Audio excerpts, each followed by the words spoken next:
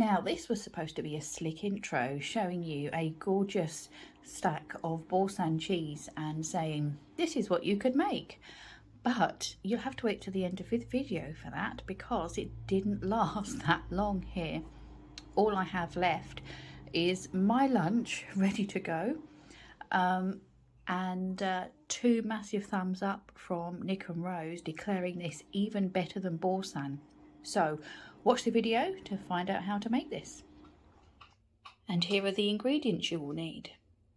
2 litres of whole cow's milk, 1 cup of creme fraiche, 3 peeled garlic cloves, 1/3 cup, that's 80 ml of lemon juice, 1/4 teaspoon of liquid rennet diluted in 1/4 cup of cool non-chlorinated water.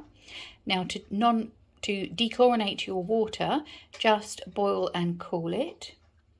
You will also need 1/2 cup of double cream, 1 teaspoon of salt, 1 tablespoon of garlic puree or powdered garlic, 2 tablespoons of dried parsley. I don't have any parsley, so I'm using the carrot parsley, as you can see there, and 3 tablespoons of dried chives.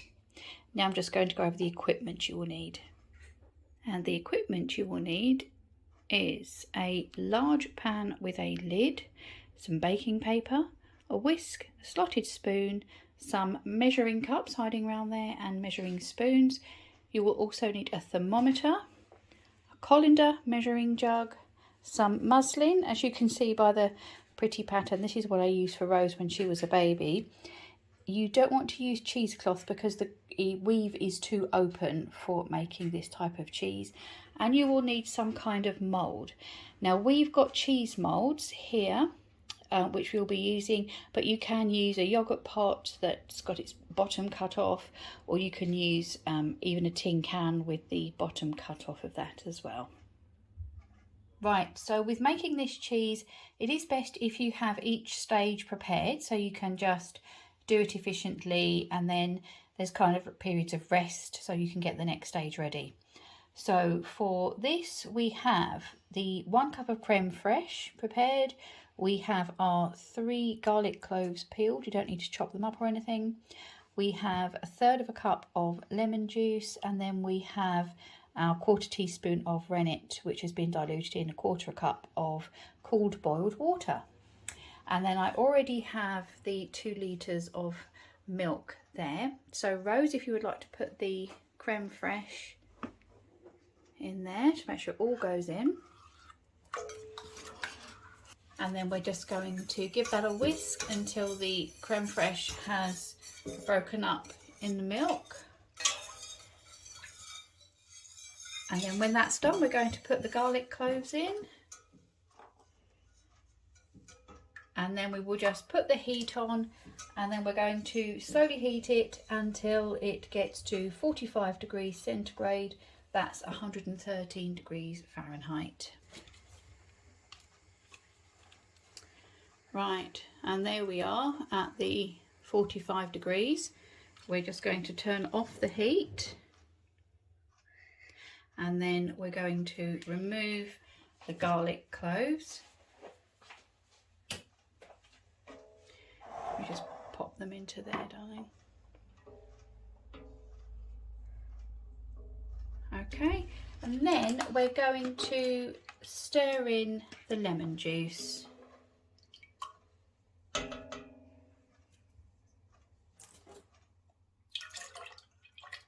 Okay, that will curdle slightly. Should I whisk again? Just give it a stir with that. It does feel like it's curdled a little bit. Okay. And then we're going to, you can see it's curdled slightly. Do the proper job of curdling and weighing. We're going to add the rennet, stir that through. And then we're going to pop the lid on and leave this now. I'm going to stir this rennet for you don't want to stir for more than a minute. And then once you've put the lid on, leave it for about half an hour at this 45 degrees. The lid will keep the heat in. We'll come back. Right, now it's been half an hour, so I've put the colander with the muslin over the top there, and we're just going to take the lid off and show you in there. Actually, if we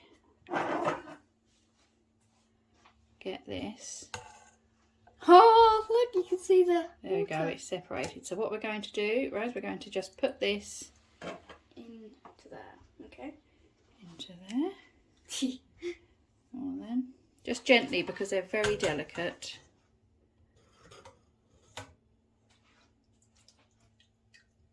Go on, it'll strain through, so that's okay.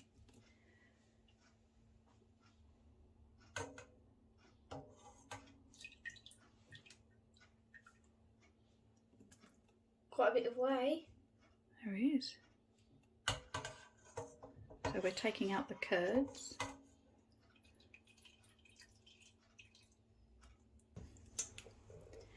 And for the last bit, I'm just going to gently pour it through.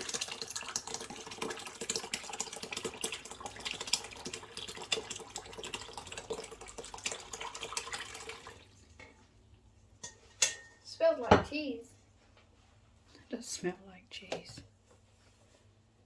Okay, now we gather the cloth and just into like a little ball.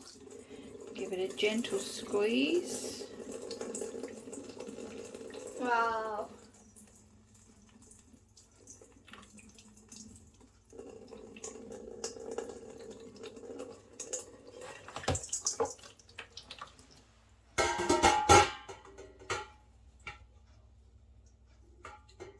There's loads of liquid to come out. So we're just going to leave it there for 3 hours now. Okay, there is about 20 minutes left waiting on the cheese to strain. So what I've got in here is my half a cup of double cream, and I'm just going to whisk it until it's stiff peaks.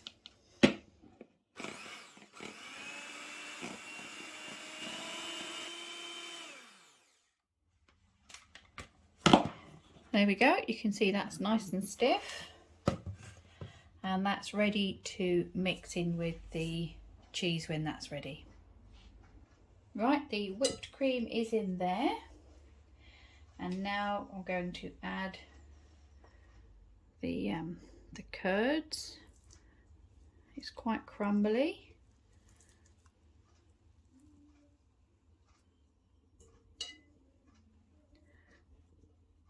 Shake all the bits off.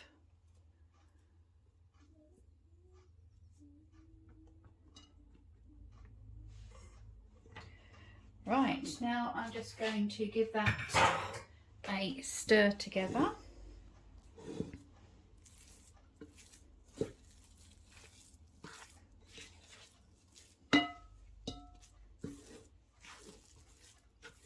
That's stirred in. I'm going to add a teaspoon of salt and give that a stir in.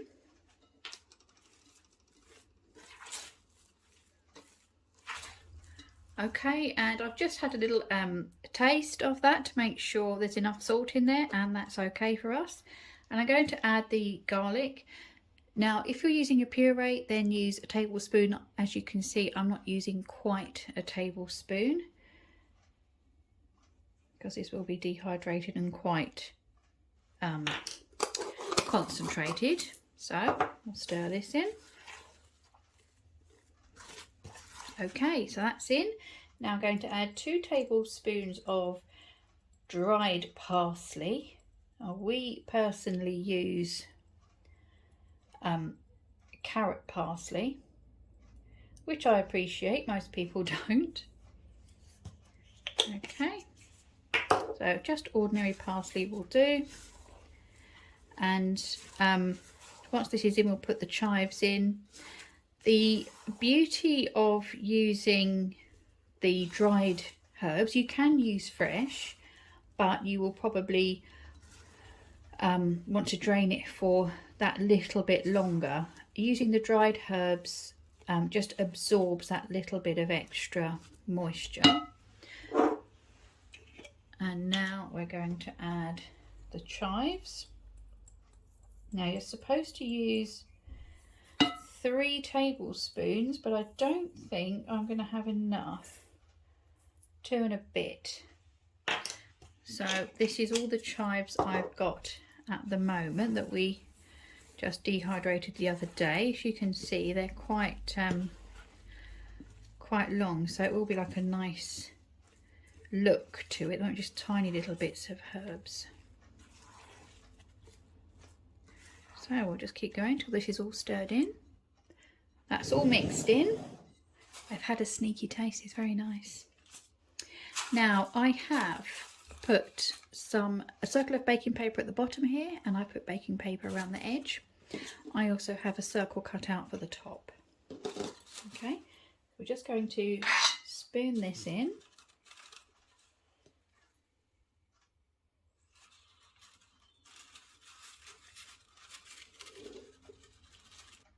There we go, that's done. It did get a bit messy putting it in, and I just sort of was pushing it down with the back of the spoon to make sure that we're getting rid of any air bubbles. We're just going to put that on top, and then these will need to be refrigerated for about 2 hours. Right, here we are. We have our finished cheese here. Slides out nice and easily. Let's have a look. Now this has been in the fridge for a couple of days. Actually, we had our dinner. We were so full up, we didn't even have room to try it. So here we go. That's coming off quite nicely.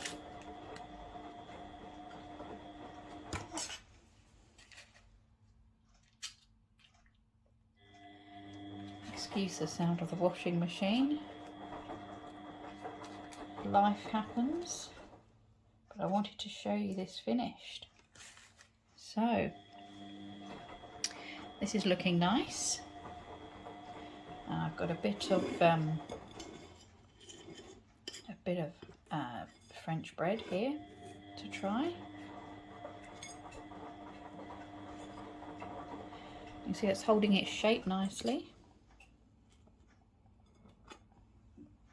Rose? Yeah. And I'll just get Rose and Nick to come and try some of this. Go on then, give it a go.